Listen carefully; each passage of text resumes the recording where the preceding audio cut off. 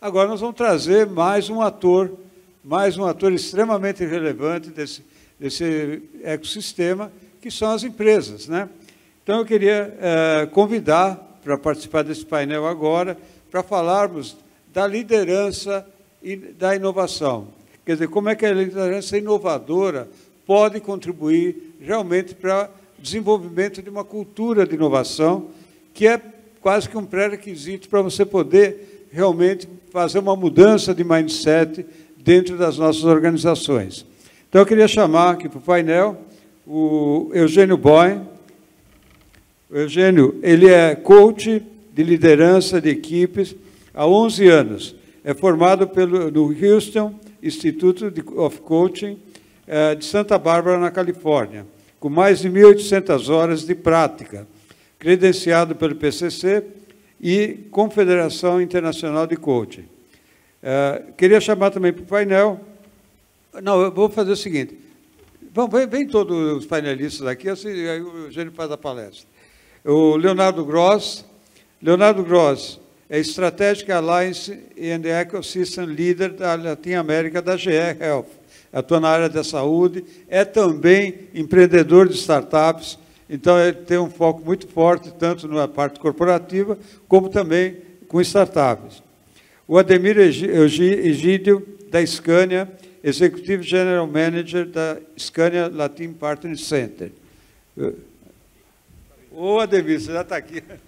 Bom, obrigado.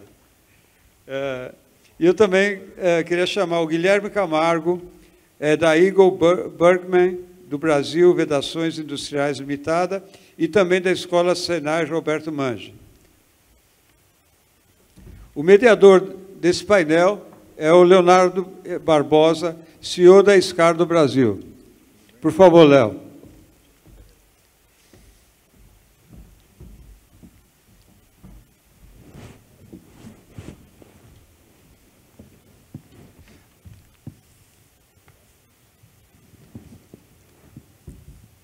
Léo, a palavra é com você.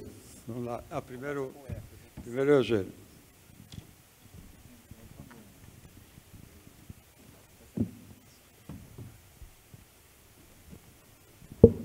Bom dia a todos e a todas. É um prazer estar aqui, mais que um prazer, é um privilégio, muito contente com o convite. O Vinché e eu nos conhecemos há muito tempo nesse mundo de buscar apoiar as pessoas a transcenderem, e eu, até por estar nesse mundo de liderança há muito tempo, eu fui executivo de empresa há 30 anos e tive uma carreira que tenho muito boa lembrança, e pude viver em muitos países e conhecer muitas culturas, aprender idiomas e lidar com situações inesperadas e vencer desafios importantes. E quando eu fiz a mudança, eu falei, puxa, o que eu vou fazer com tudo isso que eu aprendi? Eu vou deixar estacionado e não vou usar nada disso mais, que tanto esforço.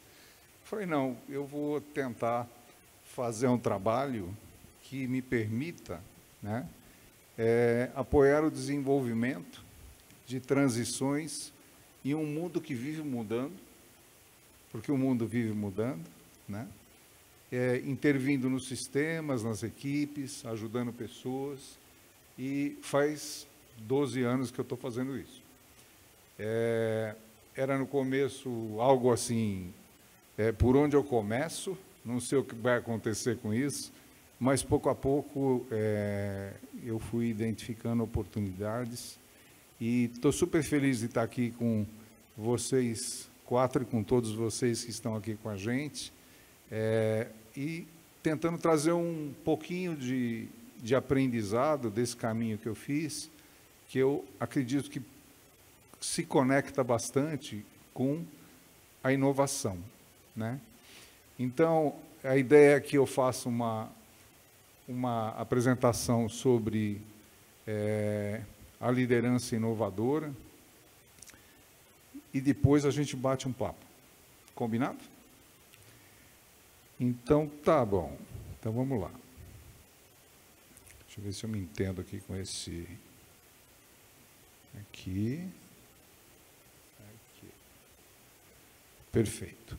Então, nós vamos passar por esses pontos. Nós vamos falar de liderança, nós vamos falar de criatividade, porque criatividade, né, tem tudo a ver com inovação.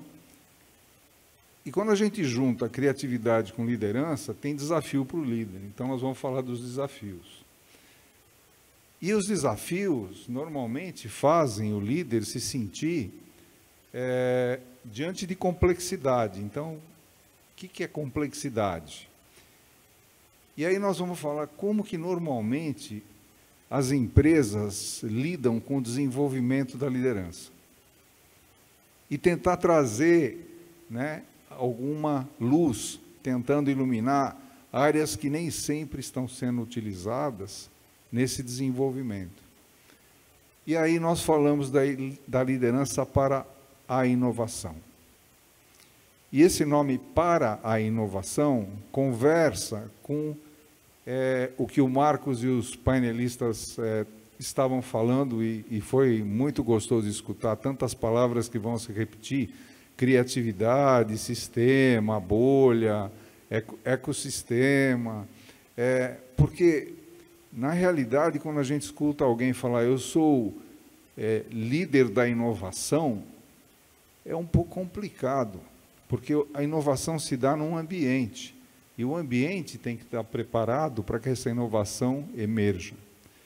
Então, talvez seja melhor falar líder para a inovação, né? E, ao final, né, eu vou compartilhar com vocês um endereço onde vocês podem fazer uso de uma ferramenta para fazer uma autoavaliação da liderança de vocês. Eu sou embaixador de um método chamado Círculo da Liderança. E esse método é o que me fez, nos últimos 4 anos, conversar com pessoas de empresas, né, do poder público, né, de associações, tentando levar um pouco da liderança consciente para as pessoas. Então, vamos tentar navegar na agenda. A liderança, né, ela tem diferentes definições, né? Tem definições mais técnicas e tem definições que integram o ser, né, integram a pessoa. Então, iniciando, né, pela liderança de uma forma mais técnica, é a arte de influenciar, né, por meio de habilidades, né? Isso é muito clássico e muito usado de maneira a atingir objetivos comuns, né? O segundo já fala em processo social, porque não tem liderança sem o envolvimento de pessoas. As pessoas estão no jogo. Não existe líder que não tenha que fazer interação entre pessoas. E, por último, que é uma definição mais robusta, é quando nós colocamos o nosso físico, o nosso intelectual, o nosso emocional, né, o nosso social, o nosso espiritual, numa circunstância que é importante de ser endereçada e resolvida. Então, é uma evolução de definições, e a última toma o ser de uma maneira mais completa, porque o líder é um ser, né? Por trás daquele líder que nós esperamos sempre que ele tenha a capacidade de ter uma visão, de envolver as pessoas, né? Que tenha a capacidade de identificar quem vai participar, né? E combinar a regra do jogo, de colocar à disposição processos e recursos, né? Esse líder no qual a gente tem essas expectativas, que são as principais promessas da liderança, esse líder é uma pessoa, então ele tem lá os seus motivadores nessas 5 dimensões que eu coloquei ali. E até tem algumas armadilhas em cada uma das dimensões também. Porque quando a gente aprende a fazer coisas na vida, algumas delas a gente guarda e repete ao longo da vida. Então, nós vamos falar disso também. Eu gosto muito da última definição, porque ela é abrangente. Ela envolve o ser de uma maneira completa. E ela não foca simplesmente no aprendizado do técnico. E a criatividade? A criatividade também tem várias formas de apresentar a criatividade. Quando eu peguei essa primeira frase e vi que o Einstein disse que é a inteligência se divertindo, eu falei, como é possível uma pessoa tão séria, né? Todas as fotos que eu vi desse homem, ele sempre tem uma face sisuda, né? E ele escreve de uma maneira genial, é a inteligência se divertindo, né? Mas tem outras que eu gosto também, tem uma que é arrogante, de um líder visionário que faleceu há pouco tempo, é apenas a conexão de coisas. Steve Jobs, apenas. Né? Vê de onde ele fala de cima, assim, né? Trazendo de uma maneira simples. Né? E essa última é muito bacana, é apresentar ao mundo algo que ele não sabia que precisava, ou que faltava. Então, o líder para a inovação, ele encontra com a criatividade, né? E quando ele encontra com a criatividade, ele tem desafios. Por quê? Porque o mercado, né, sempre foi um desafio e continuará sendo um desafio, por isso que eu coloquei no primeiro lugar. Muitas empresas modificam e se modernizam e se transformam porque o mercado cobra. Então, o mercado vem em primeiro lugar, mas não para aí, né? O líder para a inovação, ele tem que lidar com um ambiente que falha, e ele tem que transformar a falha numa fonte de novas ideias. Ele tem que trabalhar com incertezas, com mudanças, e ele tem que respeitar algumas fronteiras, porque é fatal que ele vai encontrar pessoas que sabem muito de algo que ele não sabe nada. E ele vai precisar se relacionar com pessoas sem que ele saiba o que a pessoa sabe. Então ele vai precisar encontrar novas maneiras de se relacionar. O processo de gestão tem que ser cuidadoso, porque se for muito estruturado na fase criativa, a criatividade não funciona. Né? Então, ele tem que pensar em estrutura, mas ele tem que pensar em fluidez. E todo líder tem preferências. Como eu falei, o líder é uma pessoa, e as pessoas têm preferências. Né? Então, os desafios vão somando. A meritocracia tradicional promove quem entrega resultado. O perfil de quem entrega resultado não necessariamente é o perfil mais colaborador. E a criatividade precisa de ambiente colaborativo. E o sistema organizacional, para deixar a lista nesse momento aqui, mas dá para continuar falando disso, porque tem mais desafios para o líder trabalhar na inovação. Então, que ameaças existem para a líder ou para o líder? Incerteza, imprevisibilidade, erros, falta de respostas, ambiguidade, vulnerabilidade e mudanças frequentes. E o salário não aumenta por causa disso, né? Existe um desafio muito grande, e esse desafio, essa ameaça, ela encontra o líder aonde? No ser do líder, no ser emocional, no ser intelectual.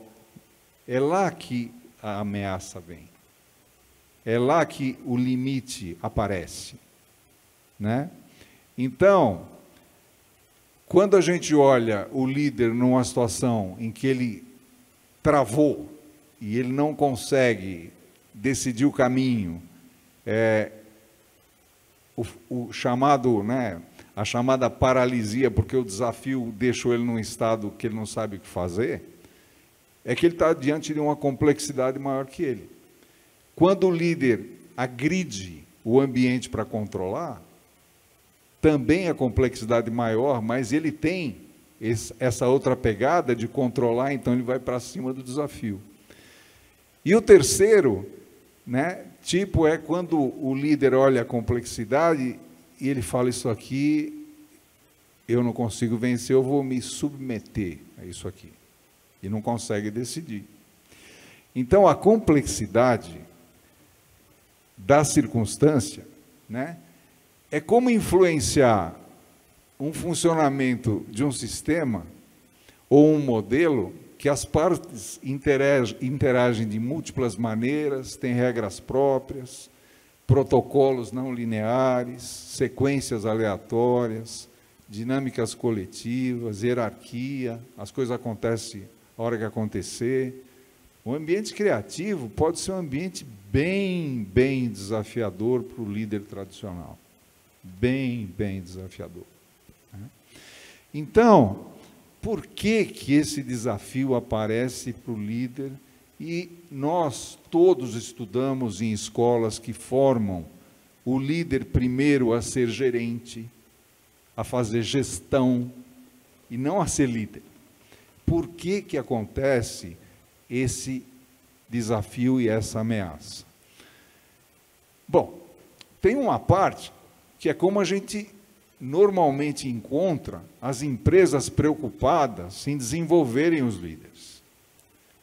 Os líderes têm responsabilidades, são cobrados por entregas, têm equipes, né? E, normalmente, as empresas falam, olha, esse líder seria melhor se ele conseguisse, né, por exemplo, ter a capacidade de olhar o sistema. Então, vamos treinar esse cara em visão sistêmica. Esse líder poderia ser melhor se ele conseguisse ser melhor nas relações humanas. Ah, então vamos treiná-lo em inteligência emocional, né? De modo que o desenvolvimento da liderança tradicional parte de qual competência é importante o líder desenvolver. E o líder e a liderança, na realidade, tem dois jogos. Tem o jogo interno e o jogo externo. No jogo externo estão as competências. Mas, dentro dessa mesma pessoa, desse mesmo ser, também tem o jogo interno. E o jogo interno é onde estão os critérios que a pessoa usa, como identificar o que tem significado, como decidir, que valores usar, em que nível de consciência eu estou para o problema que eu estou enfrentando agora, como ele conhece as suas próprias emoções, como ele empatiza com as outras pessoas, como ele se socializa com as outras pessoas, que modelos mentais ele tem, como ele julga, né, e que crenças ele trouxe da sua formação. E esse jogo interno tem um poder gigante na performance do líder. Então, o modelo de desenvolvimento tem tido muito cuidado com as competências e tem tido menos cuidado com o jogo interno. E o jogo interno é fundamental. Por quê? Porque um líder, ele basicamente define o nível de consciência do grupo. Um grupo não consegue superar o nível de consciência da liderança. Então, nós temos que tomar muito cuidado e desenvolver de uma maneira completa a liderança para que essa consciência puxe o time e não limite. Porque o líder pode ser um limitador. E por que ele pode limitar? Isso daqui eu aprendi com essa fonte, que é o Bob Anderson e o Bill Adams, que são os autores desse belíssimo livro. E eles trazem de uma maneira simples que todo líder, ou todos nós, que somos líderes em algum momento da vida, em algum lugar, em algum sistema, nós temos sempre duas possibilidades. Um propósito, que foi uma palavra muito usada pelo Marcos e pelos painelistas anteriores, mas nós também temos a segurança. Do lado do propósito, nós temos a visão e a paixão. Do lado da segurança, nós queremos crescer e precisamos da aprovação de quem nos aprova, para poder crescer. E isso gera uma tensão. E essa tensão caminha com a gente a vida inteira. E o que acontece é que liderar é conviver com risco. Não tem outro jeito. Liderar é conviver com risco. Então, vamos olhar as duas estruturas que podem estar por trás de cada uma dessas áreas, a segurança e o propósito. Começando pela segurança. A segurança, quem foca na segurança, corre pouco risco. E por que corre pouco risco? Porque, normalmente, o líder que está focado na segurança, ele olha o mundo pelos problemas e não pelas oportunidades. Ele lê o ambiente pelos problemas que existem no ambiente. O problema gera uma certa ansiedade. A ansiedade gera uma reação. A reação vai no sentido de atacar o problema. Entretanto, o sensor do líder está no medo. Então, quando reduz o medo e fica a um nível tolerável, ele para de ir para cima do problema. Porque ele é submisso ao medo, ele é dirigido pelo medo. Então, o perfil de resultado dele, de desempenho, é oscilante. O líder reativo não transforma, ele administra. Porque ele não consegue lidar com a ambiguidade, ele não consegue lidar com a incerteza, ele não consegue fazer, por exemplo, liderança situacional, que é uma competência importante que a gente ensina. E do outro lado, na estrutura criativa, o líder que olha a oportunidade, se apaixona pelo propósito e pela visão, ele tem paixão. E a paixão alimenta ele tomar ações, e as ações levam ele para perto da visão, e essa paixão continua existindo, e ele continua tomando ação. E esse ciclo é um ciclo que leva a um desempenho crescente. E esse desempenho crescente é transformador, porque ele encontra a solução para a ansiedade dentro da própria competência, dos próprios valores.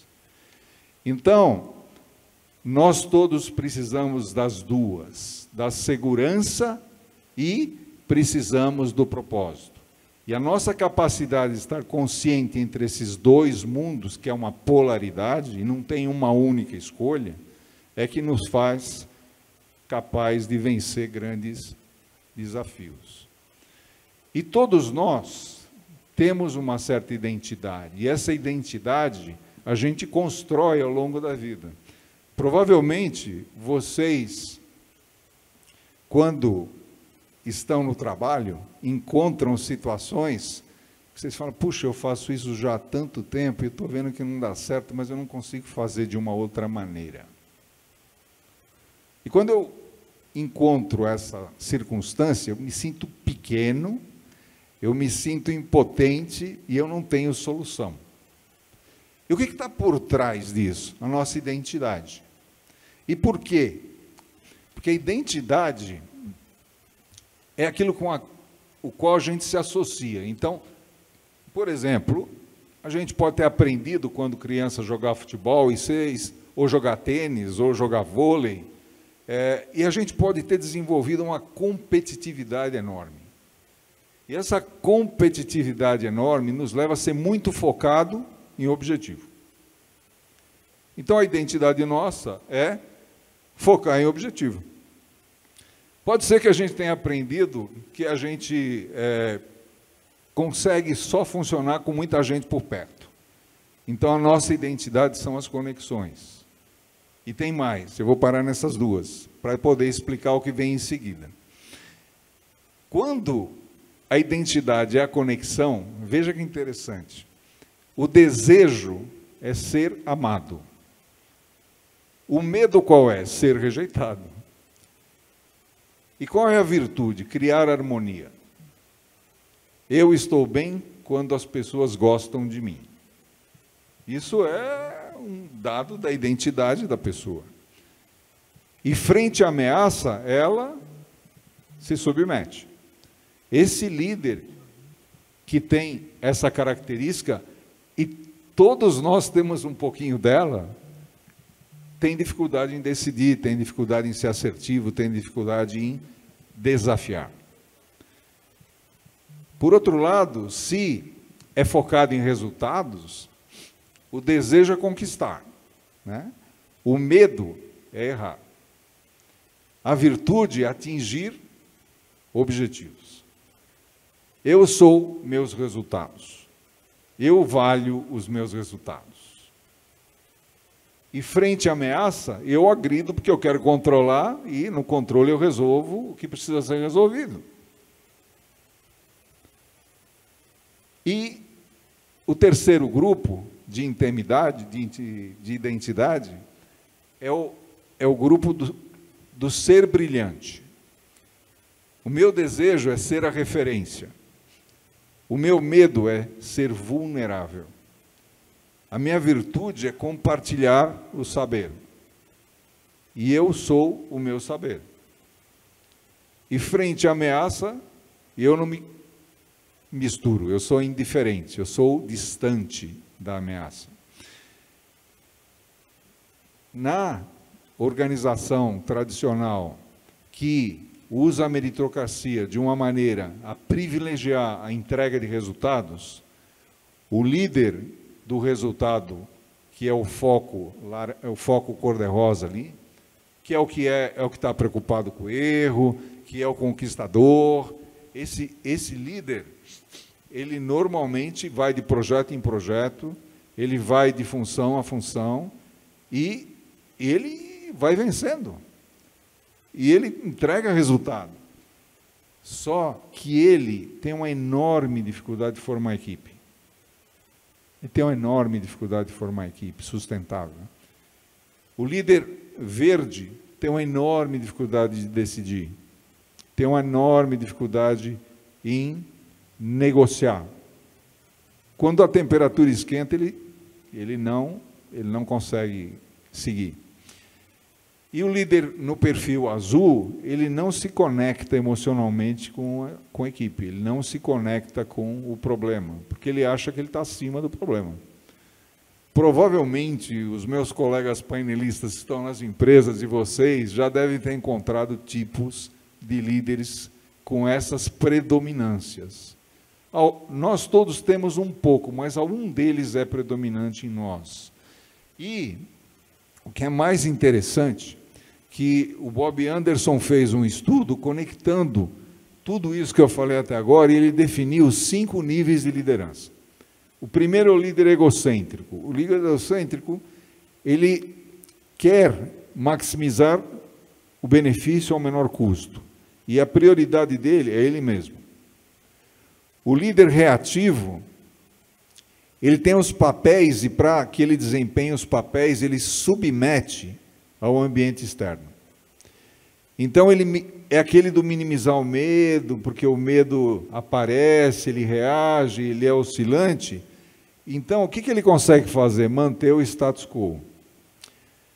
O líder criativo é o líder que começa a aparecer como um líder independente, que tem princípios e valores, que consegue transformar, porque ele não se influencia pelo que está de fora somente, ele considera, mas ele não é dependente, ele tem convicção, então ele foca a visão, ele se apaixona por ela, e ele é capaz de fazer isso de uma forma independente, mas inclusiva. Ele junta a gente. Então, ele pode ser visionário, ele é autêntico, ele forma time, ele tem compostura, ele entrega resultado. Esse é um líder interessante. E o integral é mais interessante. É mais interessante porque ele é interdependente. E, por último, o líder unitivo, que é um líder que ele se vê como parte do todo e como sendo todo também. Ele integra a espiritualidade, e essa dimensão é uma dimensão que ainda não está, né, identificada em grande parte da sociedade do universo.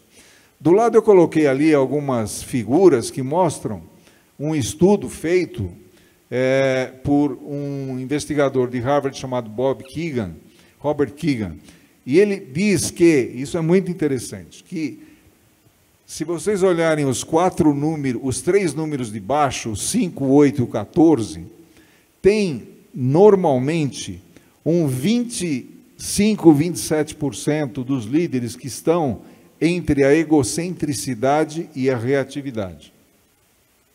Porque isso depende do desenvolvimento da consciência do líder, nas crenças dele, em tudo que ele acredita. E tem uns 32% em transição e 34% criativo. Daí para cima é uma minoria.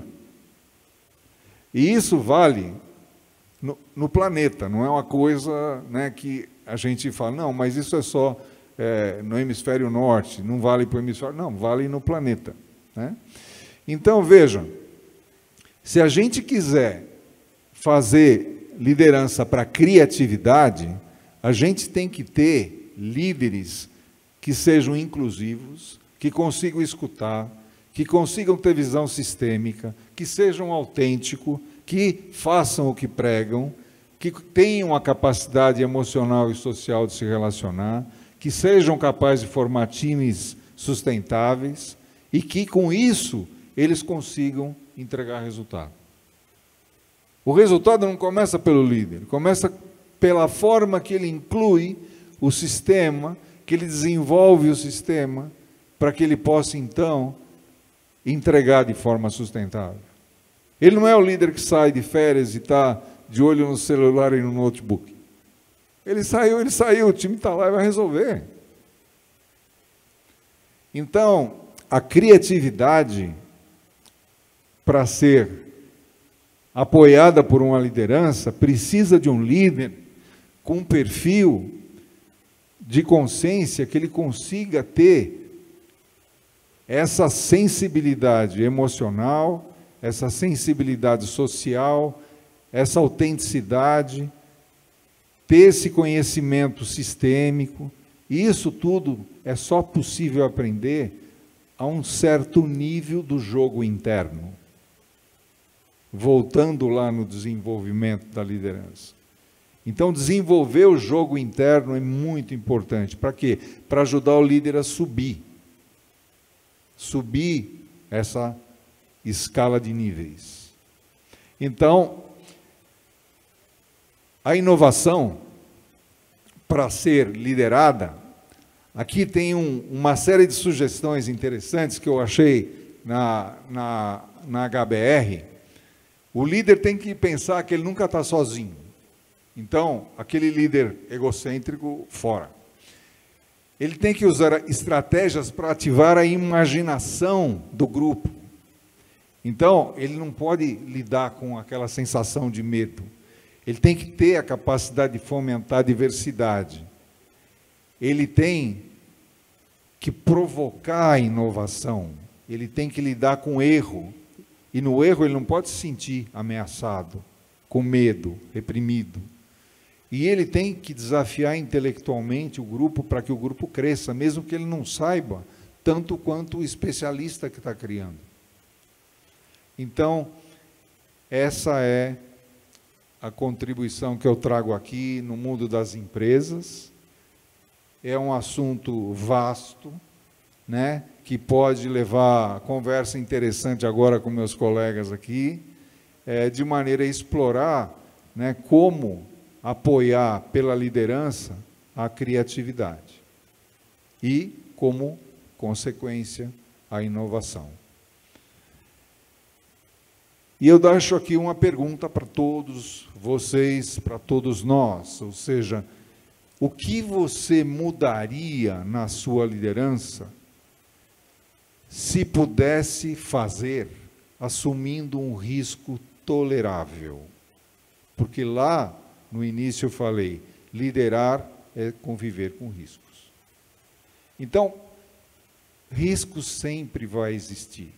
Como fazer esse risco tolerável, de modo a eu continuar criativo e não me assustar com o desafio que eu estou encontrando na minha frente? Essa é a contribuição, esse é o meu site. Nesse site, vocês têm um endereço abaixo, se vocês entrarem lá, vocês vão achar um link para uma autoavaliação da liderança. É somente a autoavaliação, o modelo completo é um 360, e ele ajuda a posicionar o líder dentro desses rankings que eu coloquei, entre o reativo e o criativo. Então, é um modelo extremamente útil de desenvolvimento da liderança, tomando o foco completo, tanto do jogo externo como do jogo interno. Muito obrigado.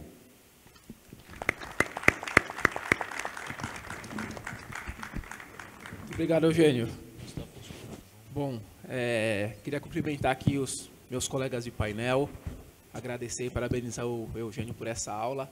Como ele falou, daria para a gente estender esse assunto por muito mais tempo, somente a palestra dele, mas já está chegando a hora do almoço, precisamos agora concluir esse dia muito produtivo, de muito aprendizado, e eu queria ouvir um pouco também agora dos meus colegas painelistas. Eu anoto bastante, sempre trabalhei assim, eu vou escrevendo, isso me ajuda a formar o raciocínio, e eu queria ouvir um pouco da experiência de cada um deles, mas antes, para que cada um se apresente, eu vou dirigir uma pergunta para cada um, e antes da resposta, vocês falem um pouco da experiência de vocês, da empresa que vocês trabalham, como vocês também desenvolvem a inovação. Né? Para aqueles que não me conhecem, eu sou Leonardo Barbosa, eu atuo numa empresa que é uma multinacional israelense, que está em Vinhedo desde 2004, fica ali no distrito industrial, chamada SCAR. Então, é uma empresa que, por si só, o israelense já tem, né? Não é uma fama à toa, né? Uma empresa, é um povo bastante orientado para a inovação. Então, a gente sempre trabalhou com inovação, sempre tivemos esse DNA. Né? Já conheço o 20, estamos em contato também com o Inovi já há alguns anos, e tive aí a honra, o privilégio de ser convidado para fazer parte desse painel. Queria começar com o Ademir. Até agora no final, na própria apresentação do Eugênio, um dos tópicos que ele colocou ali, e na nossa conversa essa semana, você demonstrou que na Scania vocês têm também bastante essa visão. Eu queria que, depois de se apresentar, falar um pouco, né, sobre a sua experiência com inovação, você falasse da experiência da Scania com relação à inclusão e diversidade e como que isso tem trazido resultados práticos, porque uma coisa que eu acho que é muito importante para esse grupo que está aqui é que a gente tenha ideias e coisas tangíveis, né, que nós possamos fazer nas nossas empresas, sejam elas de grande porte, de médio porte, ou até empresas pequenas, né? Temos aqui muitos empreendedores, então queria ouvir um pouco de você com relação a esse assunto. Olá, pessoal. Bom, primeiro, agradecer, né, o privilégio de estar participando desse painel e desse evento. Parabenizar também na iniciativa da Inovi. Bom, sou Ademir Egídio, trabalho na Scania América Latina, estou já há algum tempo, 22 anos na empresa, diversas atividades aqui no país, fora também, alguma experiência fora. A Scania, e atualmente sou o gerente geral aqui na nossa unidade, que há 10 anos nós, ano que vem, começo do ano, a gente completa 10 anos de Scania, nós chamamos de Scania Latin Part Center, que nós estamos aqui no Distrito Industrial. É a unidade da Scania de distribuição de peça de reposição para toda a América Latina. Então, é uma operação logística que nós temos aqui em Vinhedo. A Scania é uma empresa tradicional, acho que é interessante, tá, né? Acho que com a nossa conversa, porque ela está, nesse momento, passando por uma transformação enorme. É uma empresa tradicionalmente produtora de veículos, caminhões pesados, com muito orgulho de ser uma marca líder no mercado, muito engenheiro, né, uma empresa de basicamente um perfil técnico de engenheiro, mas que alguns anos a Scania já definiu um propósito muito claro, porque nós sabemos e temos consciência de ser uma empresa, um dos maiores, falando de sustentabilidade, na pegada de carbono, a gente tem uma contribuição, uma participação muito grande no meio ambiente. Nós sabemos que somos parte do problema.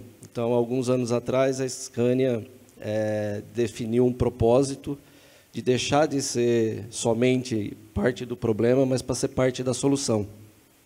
Então, para liderar essa transformação para um ecossistema de transporte sustentável para o meio ambiente, para a sociedade e para os negócios também, né?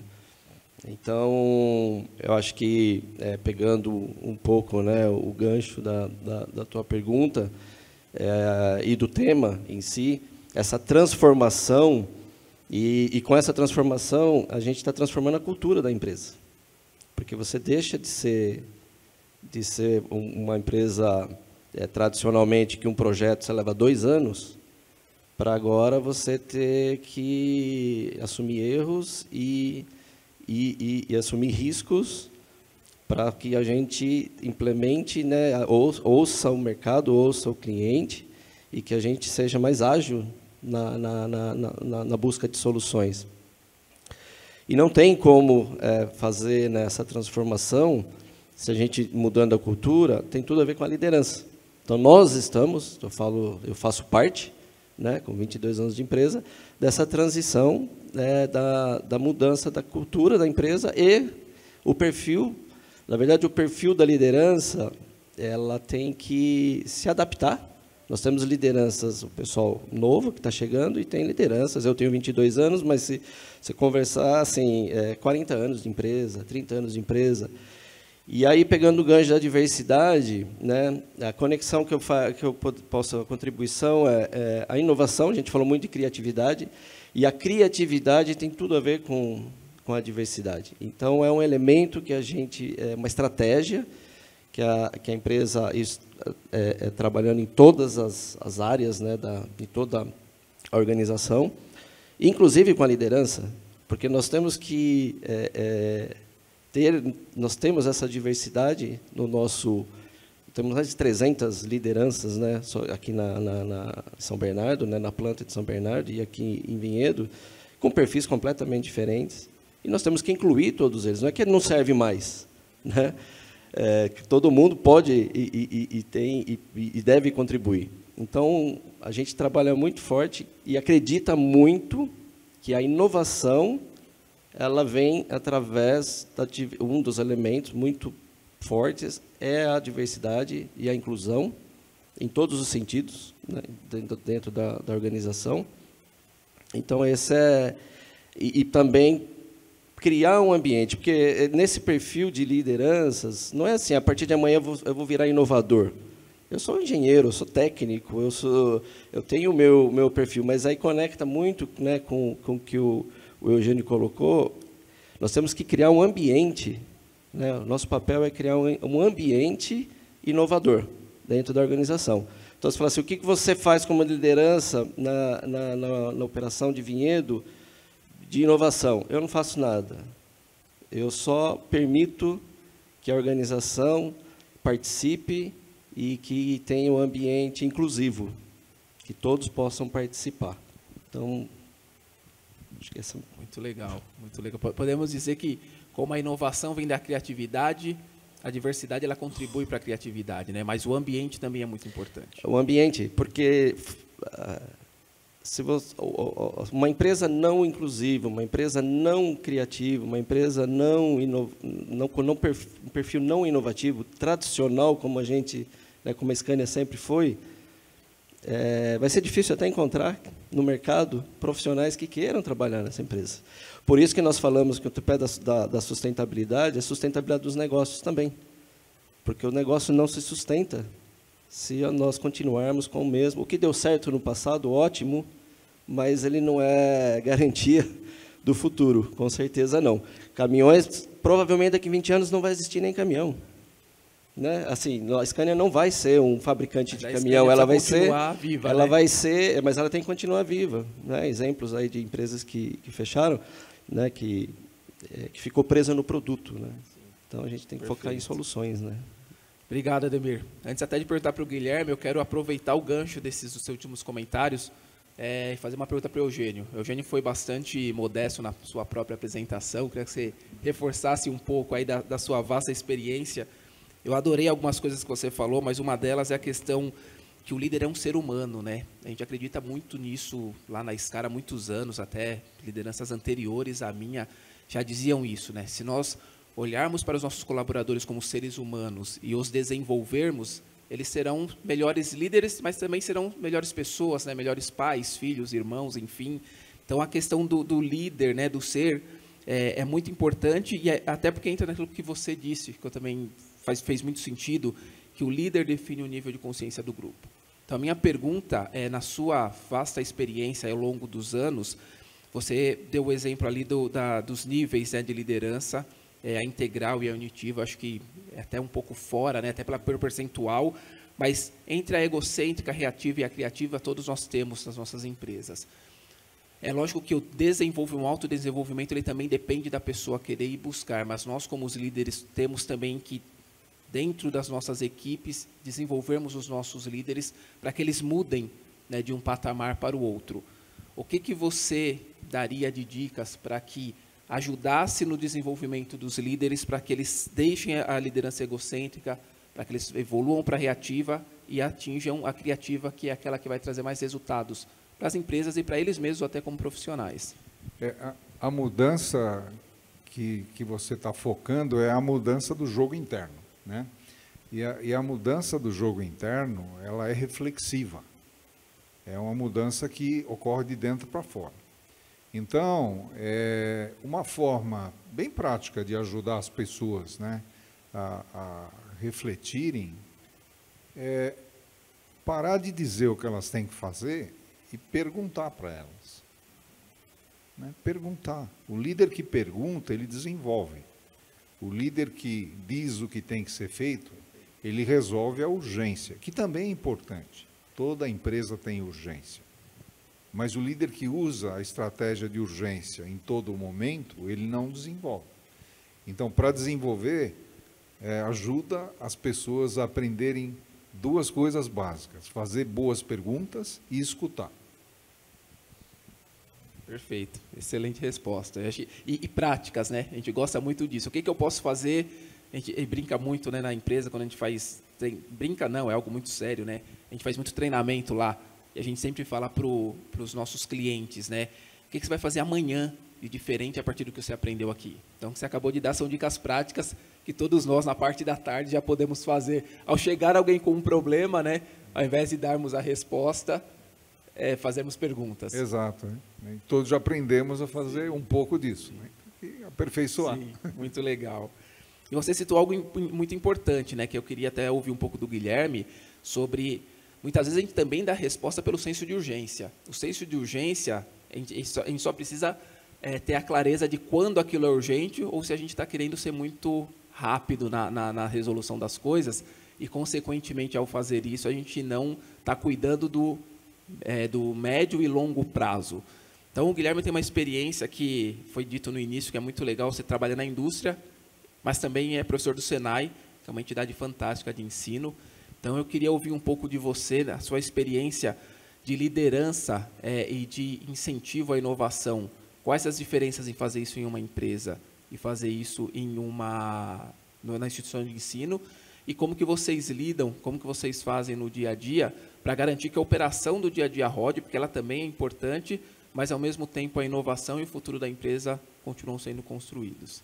Se apresenta antes, fala um pouco aí da sua experiência também com inovação. Bom, Leonardo, Todos me ouvem? Obrigado pela pergunta, obrigado pela oportunidade de explorar o assunto e obrigado a todos que aguardaram até agora, muitos com fome, né? Outros com muita fome, pelas nossas palavras. Bom, meu nome é Guilherme Camargo, são 20 anos de experiência em indústrias. Há 12 anos eu atuo numa multinacional alemã, desde o dia 8 de agosto em Valinhos, anteriormente em Campinas, e tive passagens por multinacionais brasileiras, americanas e francesas também ao longo da minha carreira. Bom, acho que a minha fala fica um pouco facilitada pelo que disseram antes de mim, e eu gostaria de começar por um ponto que o Eugênio trouxe. Eu tive o privilégio na minha vida de conviver por um período com Rubem Alves, escritor, filósofo, palestrante. E ele tinha uma frase que me impactava muito, quando ele dizia que o mundo seria melhor se ao invés de cursos de oratória, fossem oferecidos cursos de escutatória. E eu acho que a liderança, a inovação, ela está muito baseada na nossa sensibilidade de captar o que o próximo espera, em termos de solução, em termos de orientação, em termos de direcionamento. E é um pouco disso que eu tento conciliar na empresa e na instituição de ensino. Há mais de um ano, eu, a convite do Senai, ministro um curso de primeira liderança para funcionários, para talentos de indústrias indicados pelas indústrias, para que façam essa migração da capacidade técnica bem desenvolvida para um conjunto de ferramentas de liderança, de gestão, que muitas vezes a própria empresa não tem o tempo hábil para fornecer. E o que é mais comum, que eu vejo com muita frequência, é que intrinsecamente as respostas estão lá. O papel do líder, o papel do instrutor, do formador, do professor, que eu desempenho em sala, é trazer isso para aflorar o que está lá dentro, trazer para o que é factível, para o que é necessário ser usado no dia a dia.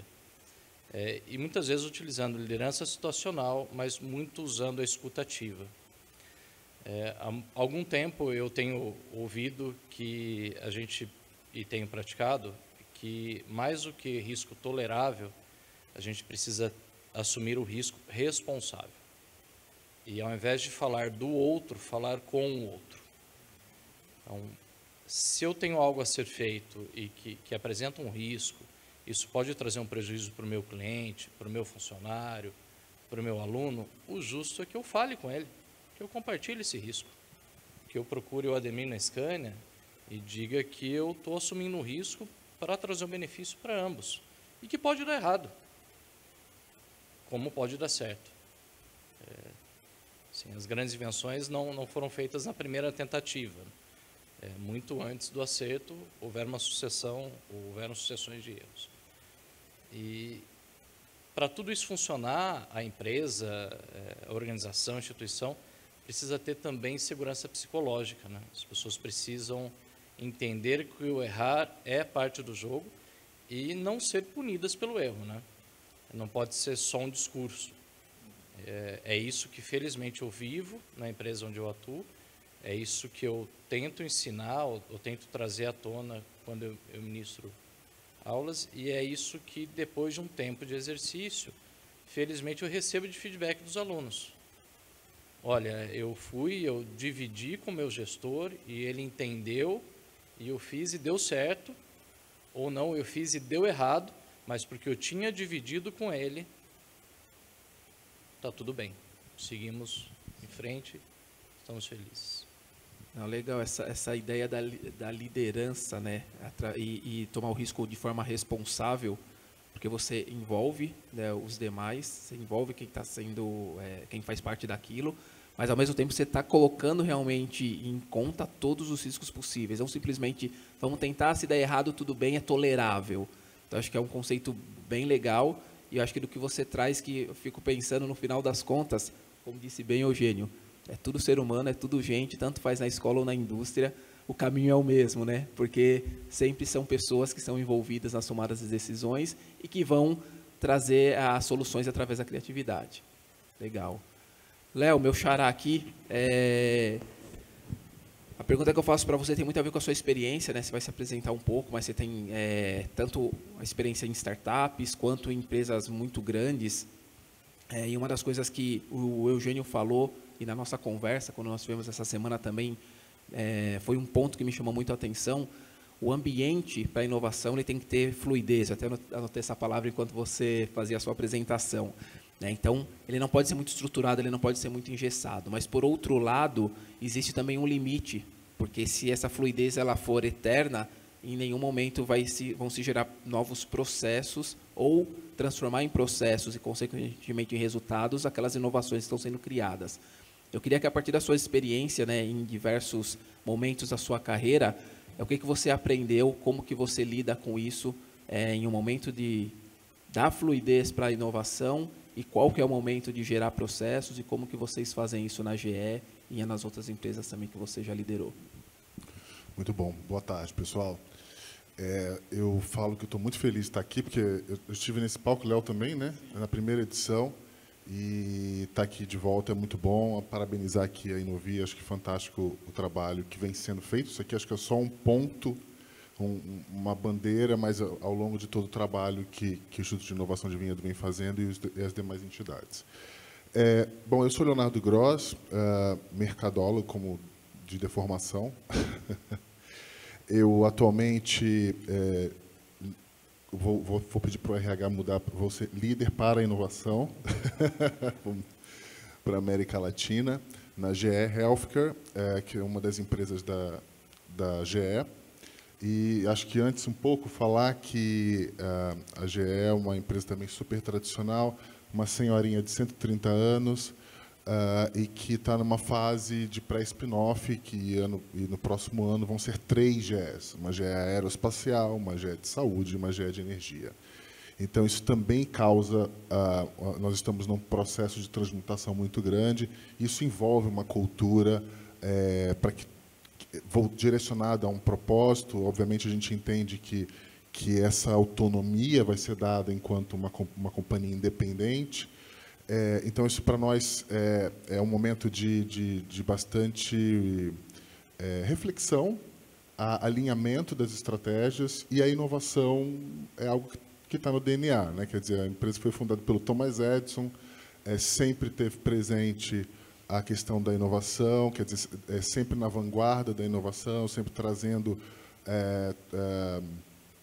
a gente brinca que qualquer coisa que está acima de 3 toneladas, a GE está envolvida de alguma forma, seja turbina de avião, seja locomotiva. A locomotiva não tem mais, mas tinha. E da minha área, nós temos todas as ressonâncias magnéticas, ultrassom, tomografias, enfim, todos os equipamentos de imagem, mas não só isso. Falar um pouco do processo de inovação, eu acho que requer a gente também entender um pouco como que as corporações elas se comportam, né?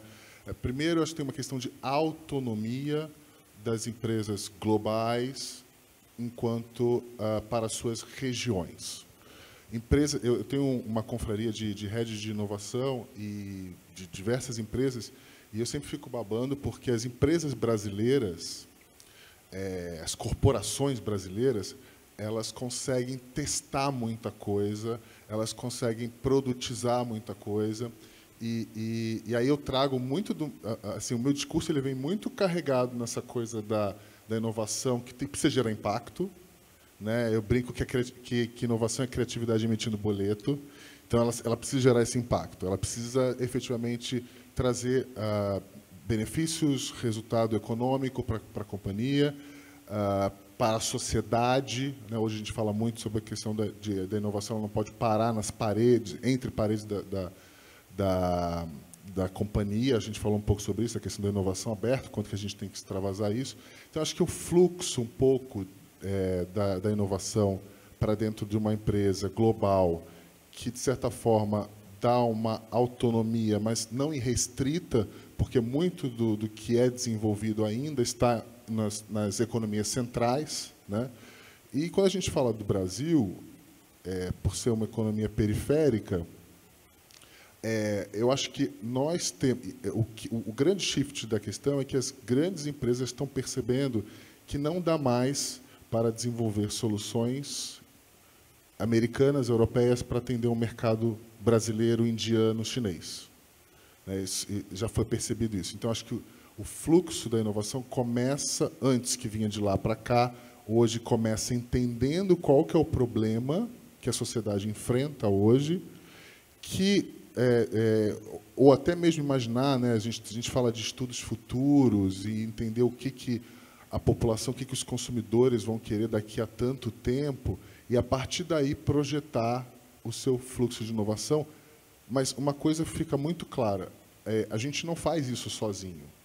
E eu acho que, independente, todos aqui que viram e o quanto que se sentiram vulneráveis durante a pandemia, né, seja numa posição como funcionário ou como empreendedor, e que então essa grande mudança nos percebeu que a gente não faz nada sozinho, que a gente não vai desenvolver soluções sem ouvir a sociedade, sem ouvir a comunidade, sem ouvir efetivamente o usuário, sem estar próximo da academia, sem estar próximo, enfim, das outras corporações, das startups, dos concorrentes também. Então, assim, eu acho que esse movimento que a gente tem chamado de inovação aberta, ela está muito pautada nisso. Quer dizer, que problemas a sociedade enfrenta hoje ou enfrentará daqui a 5, 10 anos, como é que a gente, a partir dessa declaração de problemas, eu consigo desenvolver soluções,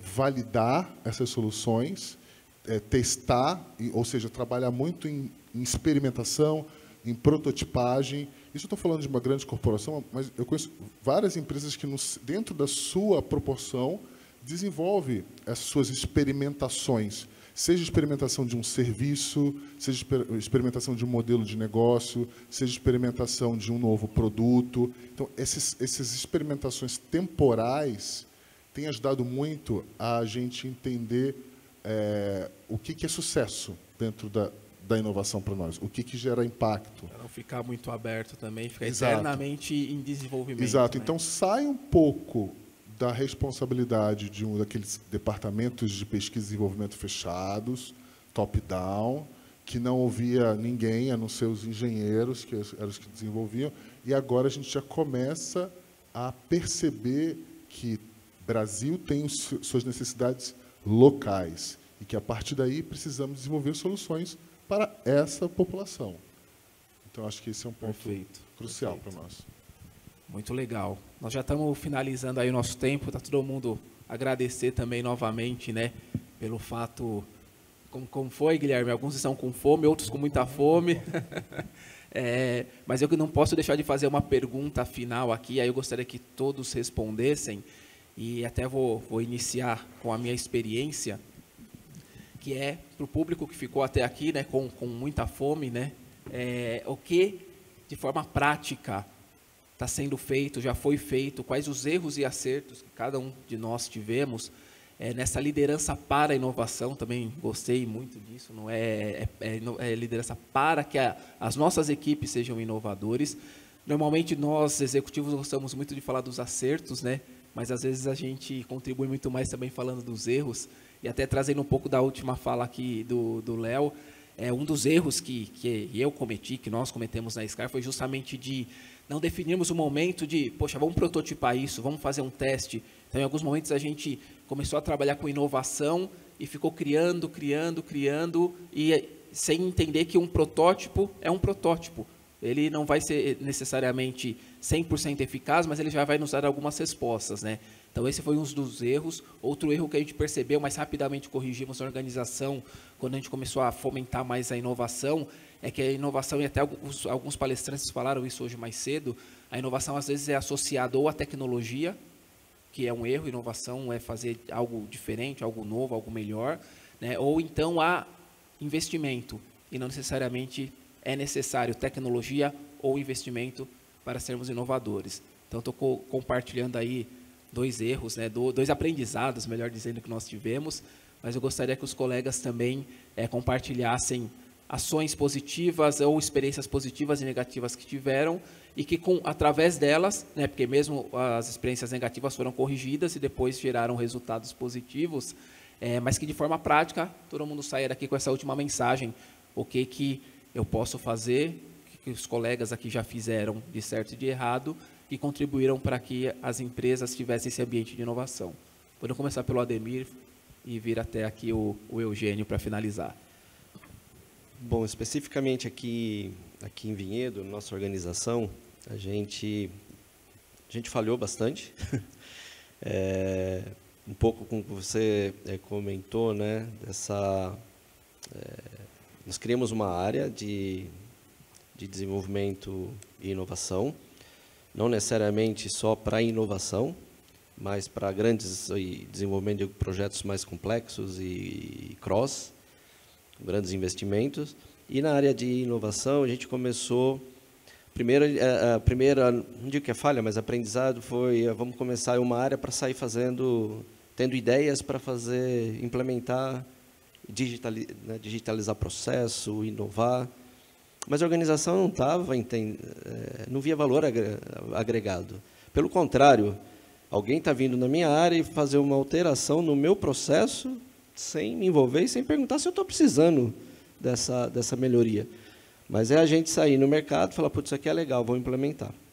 Então, a gente deu um passo para trás, há 2 anos, né, que nós estamos trabalhando com essa área. Nós estamos fazendo um movimento e continuamos fazendo um movimento de educação e mindset dentro da organização. Que é educação, que eu digo, é desmistificar que a inovação, e principalmente para a própria área, porque a área também criamos uma área de inovação, então a gente tem que criar coisas totalmente diferentes, disruptivas, que não é o caso, né? Acho que o Marcos, né, na palestra, comentou, deu o exemplo, né, do Rotary, do Lions. Inovação é fazer algo diferente que facilite a vida, o dia a dia do usuário, né? Então, a gente deu esse passo para trás, fazendo um pouco o escopo e o propósito da área em si, das pessoas que trabalhavam. Olha, você não precisa... aí criamos uma área de lab, que o lab é prototipagem. Lab é assim, putz, tem um business que não precisa ter business case. Nós vamos usar inteligência artificial, nós vamos começar a ter contato com algumas... Vai agregar valor? Não necessariamente. Não necessariamente. Tem uma necessidade? Não. Então, é um ambiente totalmente controlado, mas que a gente precisa ter contato com novas tecnologias. E tem a área de desenvolvimento, aí a gente está fazendo o processo de envolvimento de toda a organização, levantamento de dores, né? A gente está chamando de levantamento de dores, que essa área suporta quais são as dificuldades, e implementar coisas rápidas, coisas que o usuário ele fala, putz, esse negócio é legal. Esse processo está me tirando um pouco o meu tempo de, por exemplo, né, um RPA, uma automatização de um processo que ele tinha que entrar em vários arquivos para ele ter o tempo analítico, que é onde ele efetivamente agrega valor. Então, assim, de uma forma resumida, a gente deu um passo para trás e falou, olha, nós temos que trabalhar com mindset, nós precisamos conectar, integrar a área de desenvolvimento e inovação com a operação, com a organização, e não ser visto como uma área isolada, né? E eu, assim, futuramente, talvez a visão é que a gente nem tenha área de inovação, que as próprias áreas, a liderança, junto com os times, essa área vai facilitar que alguma tecnologia ou alguma técnica que não tenha, né, necessariamente dentro da área, mas que eles tenham autonomia para poder desenvolver e implementar. A inovação tem que ser como o RH, né? Eu costumo falar que o RH é a empresa inteira, mas existe Exatamente. um departamento de RH para alguns procedimentos, mas o recurso humano tem que estar na empresa toda. Mas nós sentimos inicialmente a necessidade, principalmente, assim, tinha várias iniciativas, então, para ter uma estrutura, né? Ter uma estrutura e ter um roadmap, né, para um plano, vamos dizer assim, de voo dos próximos anos. Então, aí é o papel principal dessa área. Legal. Obrigado, Ademir. Guilherme? O Ademir acabou com todas as minhas opções aqui. Eu vou tentar puxar algo novo. Eu acho que um grande aprendizado recente é que a inovação sim ela é importante, e tão importante quanto a inovação é a consolidação da inovação. Para que você não dê 2 passos para frente e depois 3 passos para trás. Muito legal. Muito legal. Obrigado, Guilherme. Porque senão fica só a ideia é muito boa, até avança, mas se ela não consolidar, quando você menos percebe, volta ao que era antes, né? É muito, muito legal. Acho que essa dica é muito preciosa. O que fazer para consolidar? Preciosa dica, Guilherme. Eu acho que uma lição aprendida é... No começo, quando as pessoas começam a fazer inovação na empresa, sempre acaba sendo de uma forma desordenada, né? Então, eu acho que uma das premissas é tentar estabelecer uma gestão estratégica da inovação, quer dizer, e que envolva o RH, mas, sobretudo, envolva também o board da companhia. Eu acho que o papel do presidente, o papel das lideranças, eu acho que é fundamental para não virar um departamento isolado que faz coisas muito interessantes, muito legais, né?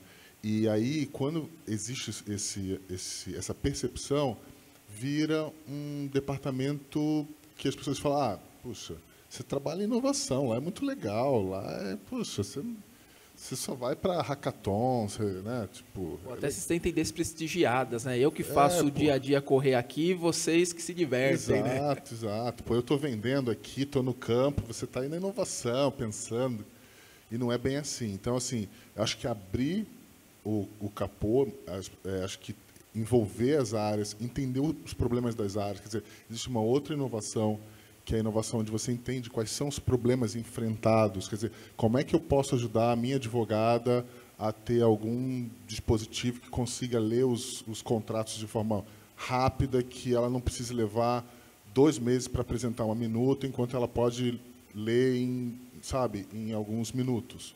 Sabe, como é que eu facilito a vida de cada cada área funcional?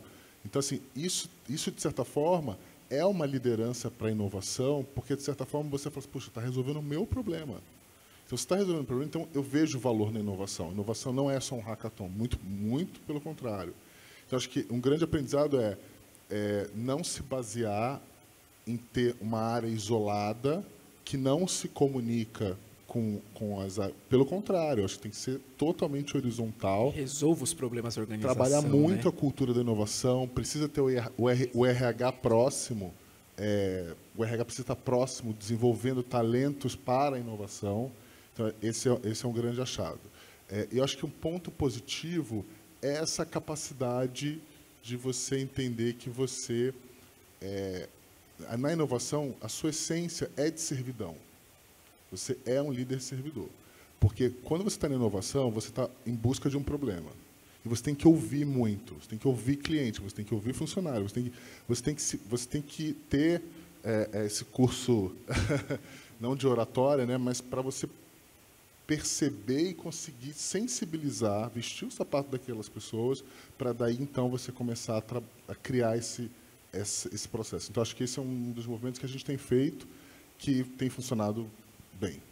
Legal, muito legal, Léo. E a gente fica pensando assim, né? Normalmente a inovação é visto como estrela, né? Como o departamento mais cool, ou um departamento... E o que você trouxe é o contrário, tem que ser um departamento servidor. Olha que reflexão bacana. Muito legal. Eugênio, por favor, sua contribuição final. É verdade, está difícil. Tem bastante boas ideias, mas eu acho que, olhando a empresa, né, e tentando trazer um pouco da experiência, inovar é um movimento de transformação, né? Então, isso é chamado de mudança. E mudança assusta, né? Mudança, nós não fomos criados como seres para viver em mudança. Nós somos criados para repetir. E nós temos que nos treinar para mudanças, né? Então, eu acho que o que eu posso falar é o seguinte, eu acho que qualquer empresa de qualquer tamanho tem alguns níveis de liderança. Esses níveis de liderança precisam participar de forma efetiva e presente, né, do movimento para a mudança, para que a mudança seja validada, porque existe, né, a validação das lideranças principais, existe a atenção, existe a alocação de recurso, né, existe prioridade, né, para não departamentalizar, porque departamentalizar a mudança, ela morre, né? Então, acho que a visão abrangente é importante e prestar atenção que o jogo interno tem um valor enorme, porque se as pessoas que são, né, convidadas para liderar os processos de mudança não estão, né, ao nível da complexidade da mudança, o elo mais fraco vai romper. Então, essa é a minha fala. A inovação está muito ligada à mudança e para isso tem que ter coragem. Queria agradecer novamente aqui a presença de todos os painelistas, agradecer a todos que permaneceram aqui conosco, 20, agradecer o convite do 20 e o 20, por favor, finalizar aqui o nosso evento.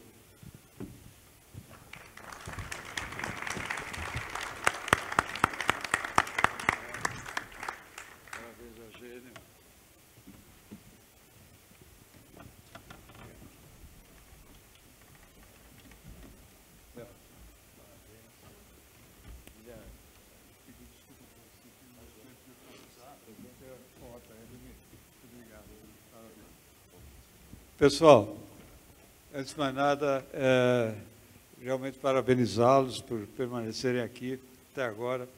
Mas, além de...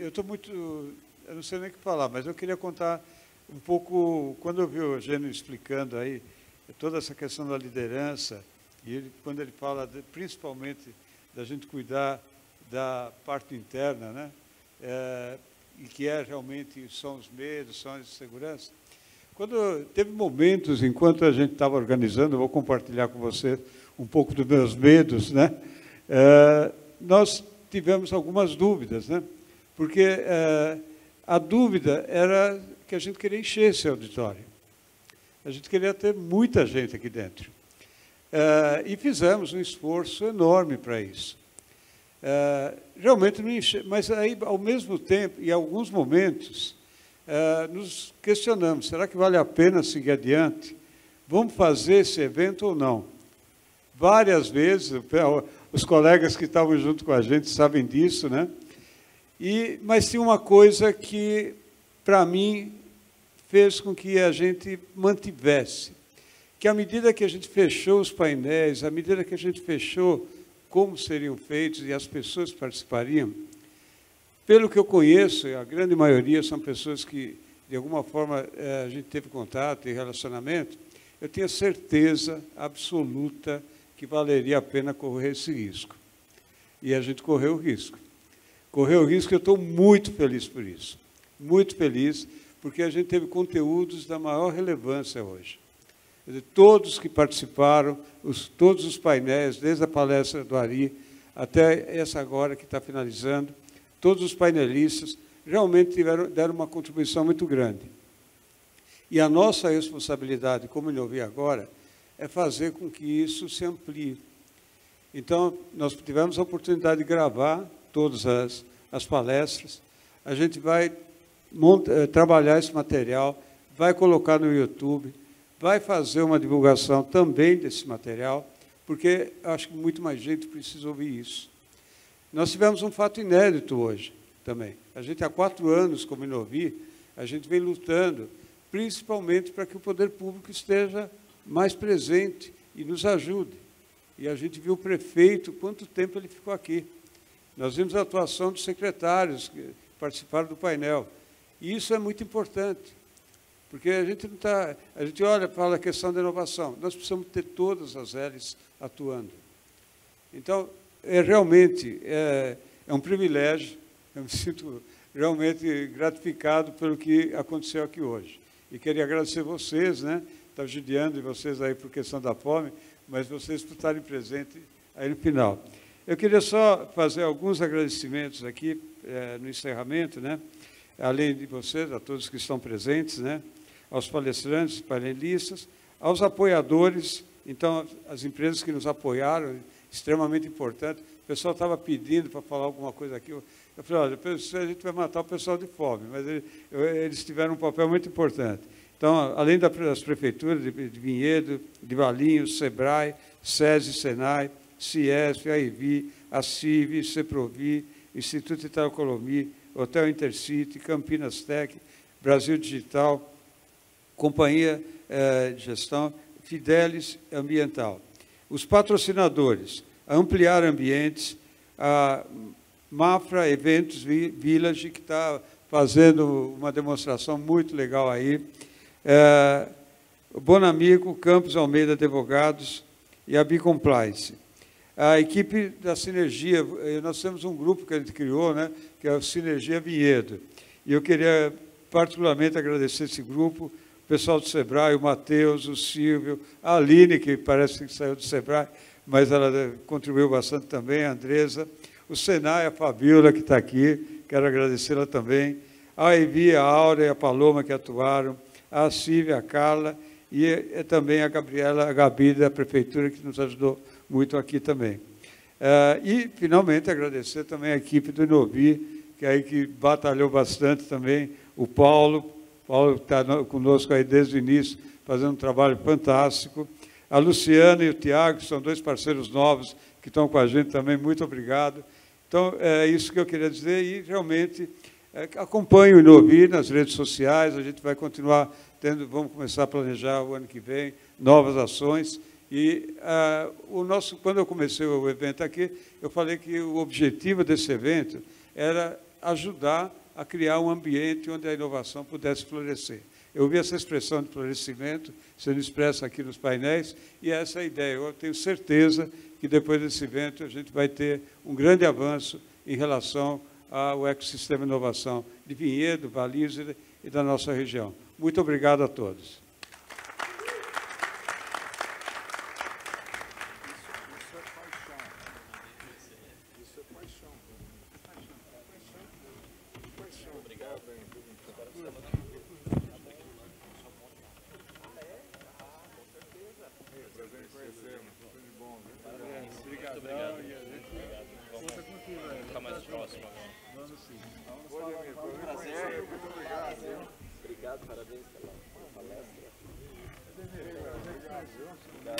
Você compartilha participativo? Tem um slide, só que eu tenho aí uma dificuldade, mas continuidade do processo. Tá bom. Eu vou fazer o teste. Está muito animado por isso. Faz. E como eu falei, né, tem o teste tem um aperitivo, né? Mas o legal é fazer feedback do time, né? Porque aí você sabe o impacto que você está causando como líder. Real, sim. Para elas, aí eu jogo completo. A Bruna, a Dila, talvez. Vai lá e apresentar. Com certeza. Você fica aberto, talvez. Vai começar agora a preparar a nossa. Obrigado. Igualmente. Léo, brigadão, cara. Valeu. Tamo aí. Se precisar, tem meu zap. Valeu, cara. Eu vou lá, vou dar uma olhada. Léo. Obrigado mesmo, parabéns aí. E aí, ó, você vê, né? Ele foi um dos criadores do vídeo. Tá vendo? E está aqui no quarto. Exato. Eu tenho que ir, obrigado, amigo. Valeu, vai fazer teu exame, é prazer. A gente se fala, né?